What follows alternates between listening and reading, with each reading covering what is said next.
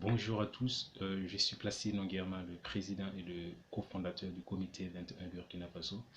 Je tiens tout d'abord à remercier les organisateurs de ce colloque pour leur invitation et je m'excuse de ne pas être présent avec vous physiquement pour des raisons indépendantes de ma volonté. Mon intervention va se faire à travers cette vidéo. Dans un premier temps, je vais vous présenter le comité 21 Burkina Faso et ensuite je vais donner ma contribution sur le thème de la session 3 en rapport avec la formation, l'éducation et la sensibilisation des populations. Le comité 21 Burkina Faso ou comité burkinabé pour le développement durable est une association organisée sous la forme d'un réseau multi-acteurs qui vise à mobiliser et à fédérer des entreprises, des associations, des ONG, des collectivités et les services de l'État sur les questions liées au développement durable. Nous voulons amener l'ensemble de ces acteurs à la fois issus du privé et du public à s'approprier des principes du développement durable et à décliner ces principes au sein de leur organisation de manière concrète. Notre structure a été créée il y a maintenant une année et nous avons une dizaine d'adhérents constitués donc des entreprises, dont certaines sont dans l'entrepreneuriat, dans le solaire. Nous avons également des associations, des ONG et des fondations. Et nous exerçons sur le territoire du Burkina Faso. Alors notre structure s'est fortement inspirée d'une association similaire qui existe en France, qui s'appelle le Comité 21 France. Donc un réseau qui a plus de 500 adhérents, qui a su généraliser le développement durable, qui a su être un cadre d'échange entre les différents acteurs sur le développement durable. Et nous avons voulu faire bénéficier du Burkina de l'expérience française.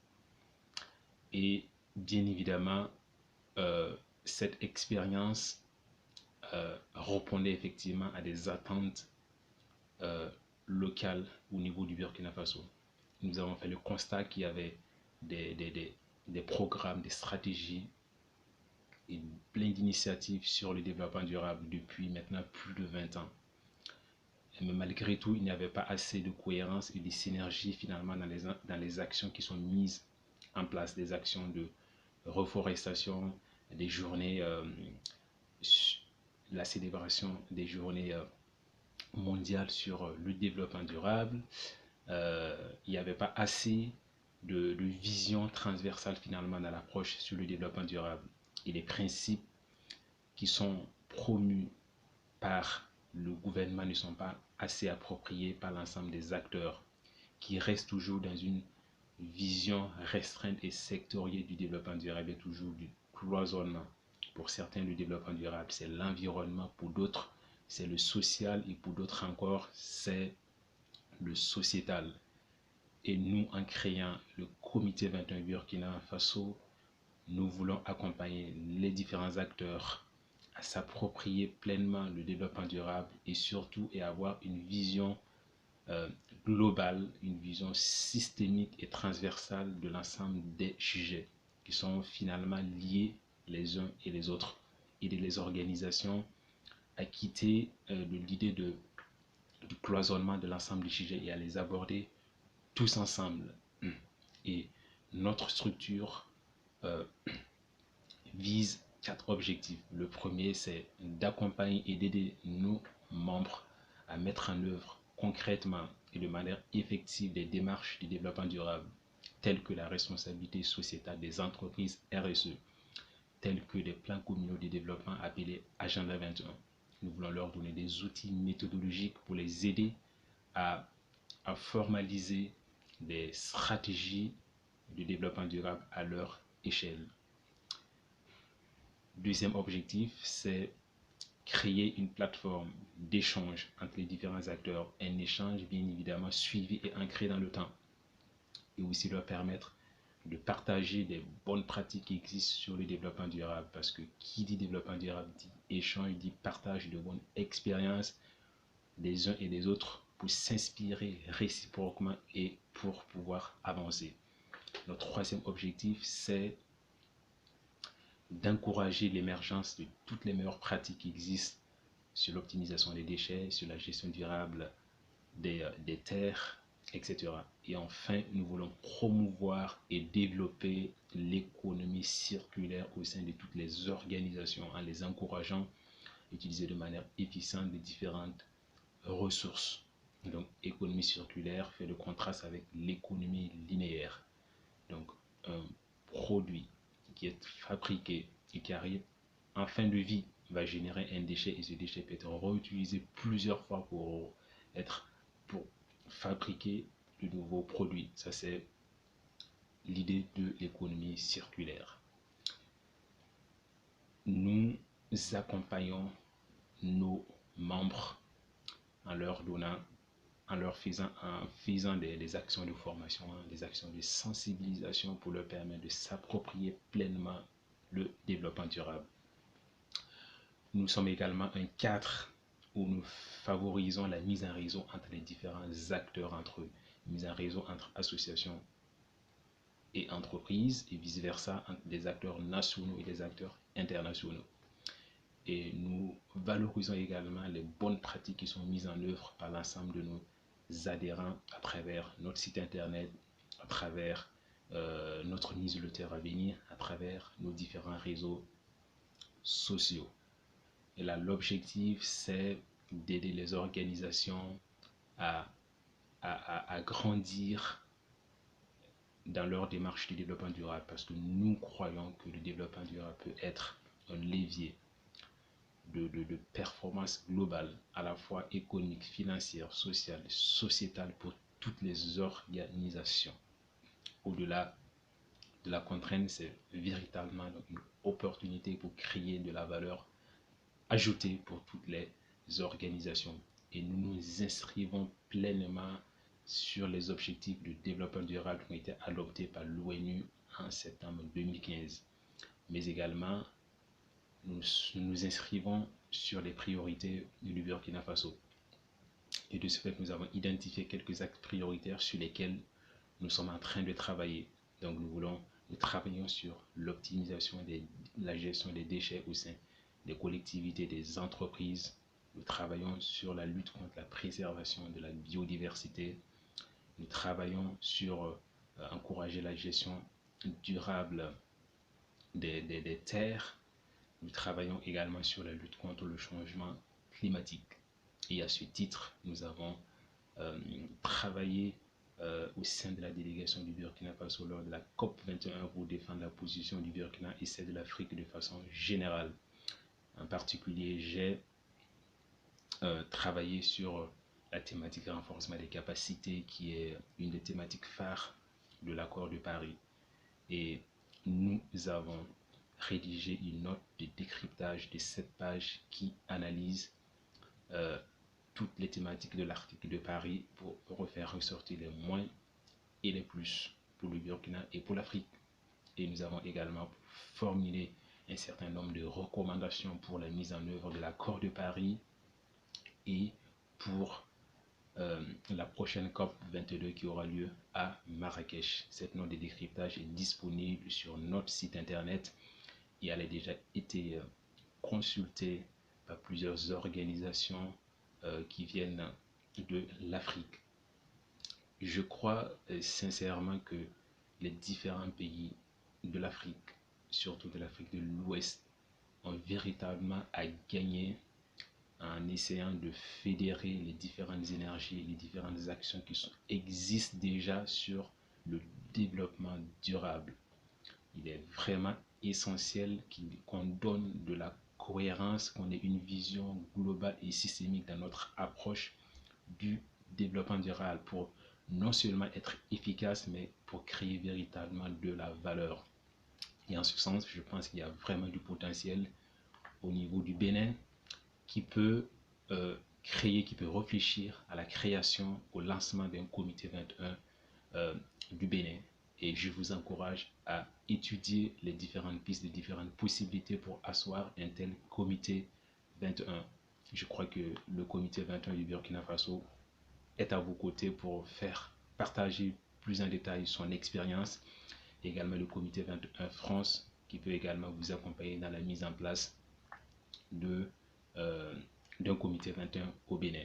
Pour plus d'informations, n'hésitez pas à consulter notre site internet www.comité21burkinafaso.org ou également à vous rendre sur les réseaux sociaux Twitter, Facebook, LinkedIn et sur notre chaîne YouTube. Je vous remercie. Alors maintenant, je vais donner ma contribution sur le thème de la session 3, mettre en œuvre des actions d'éducation, de formation et de sensibilisation pour une action concertée de l'accord de Paris. Là, il s'agit de voir quelle est la portée de l'article 6 de la Convention cadre des Nations Unies sur la lutte contre le changement climatique et la portée de l'article 12 de l'accord de Paris en matière de formation et de sensibilisation sur la lutte contre les changements climatiques. Alors, l'éducation, la formation et la sensibilisation sont véritablement un levier pour lutter efficacement contre le changement climatique. Pourquoi? Parce que ça permet aux populations de prendre conscience des causes du changement climatique, les différents enjeux, les impacts et surtout des solutions qui existent pour lutter contre le réchauffement climatique. L'accord de Paris, la Convention cadre des Nations Unies donne le cap pour lutter contre le changement climatique. Et quand on parle de changement climatique, vous pouvez savoir que l'homme en est le principal responsable. Et puisque c'est lui qui est le principal responsable, c'est à lui également de trouver les solutions pour arrêter le réchauffement climatique, pour éviter que d'ici la fin du siècle, on excède les 2 degrés. Et l'enjeu climatique est le 3e et le 13e ODD, objectif du développement durable adopté par les Nations Unies. Et il parle des mesures qui existent pour lutter contre le changement climatique. Et c'est justement les solutions qui sont les plus importantes. Donc trouver les solutions qui existent et surtout mettre en œuvre ces solutions. Il faut savoir que les États africains sont eux qui subissent le plus les effets du changement climatique. Et il est très important que la lutte et la sensibilisation sur le changement climatique soient intégrées, incorporées dans les politiques et les actions de chaque État. Et en matière d'éducation, il est indispensable qu'on intègre des notions, des modules sur le climat et de façon générale sur le développement durable dans les différentes formations qui existent, que ce soit au niveau primaire, au niveau des lycées, au niveau des collèges, mais également au niveau de l'enseignement supérieur. Le climat doit être une notion transversale qui doit être évoquée et étudiée à la fois par les élèves et par les étudiants. De manière plus spécifique, il serait approprié que les différents États africains réfléchissent à mettre en place des formations de licence et de master spécifiquement sur les changements climatiques.